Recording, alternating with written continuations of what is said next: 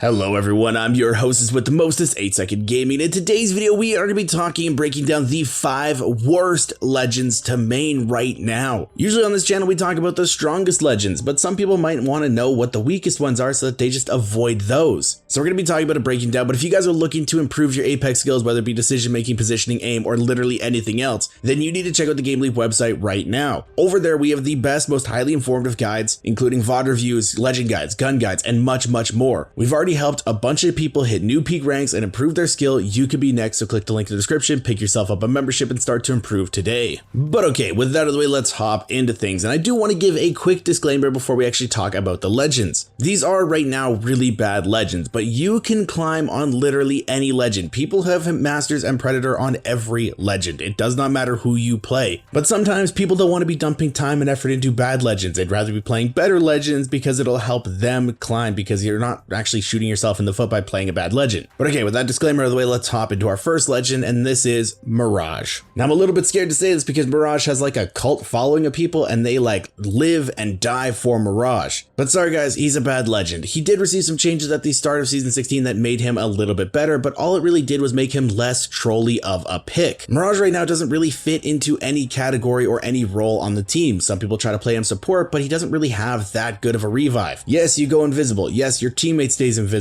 after they get up, so it's less likely they're going to be thirsted. But when I'm in a fight against a Mirage and I see the down teammate disappear and I hear the reviving noise, I know, hey, they're getting revived. It's not like, oh my god, this person suddenly disappeared. Where'd they go? They must be dead. Let me just forget about them. It's very rare that a Mirage should actually be able to get the res off or even get the person to a spot where they can heal, because people are just going to be tracking you down. And once you start to climb into higher ranks, people start to understand how to counter the decoys. There are so many ways that the decoys can be told the real from the fake, and once you really understand how to counter them, Mirage is essentially just useless. What you're relying on Mirage in higher ranks is just your raw gun skill. So yes, Mirage players can be good, and I have died to Mirage players, but usually I'm dying to their gun skill and I'm not dying to the abilities because it's not really that good of an ability. He's not really worth playing right now, so sorry, he does end up on this list. But let's move into our second legend, and that is Revenant. Now Revenant used to be insanely strong. If you paired him with the right legend, he could get in and out of fights extremely quickly. His totem was a pain in the butt. He was a good legend, but right now he's been hit with a few nerfs. His totem's really loud when it's placing down. It also sends out a pulse wave. People know there's a Revenant coming, and also he doesn't synergize with any legend perfectly right now. There are some that he does work with, like he still does work with Octane and he does work with Ash, but they're not as good as the old Revtane meta used to be. And on his own, without anybody to synergize with, Revenant does not get into fights fast enough in order to actually make his totem worth it. You spend half the time just trying to get to the fight in your shadow form, and if you don't get sent back and the shadow form runs out and you're on like 2 HP, you have essentially just screwed yourself over. And on top of that, his tactical is more just annoying than anything. It blocks off a lot of vision and it does silence you, but it's not really a scary ability. I would much rather it be something that's super broken that you actually want to avoid, but right now it's just kind of, it tickles and you can't use any ability for a few seconds. It's, again, just annoying for lack of better words. I do hope we do see some changes to Revenant in the near future to get him a little bit back in meta. I do enjoy playing Revenant, and I do think a Revenant meta would be really cool to have again because of how aggressive it can be, but I don't want him to be super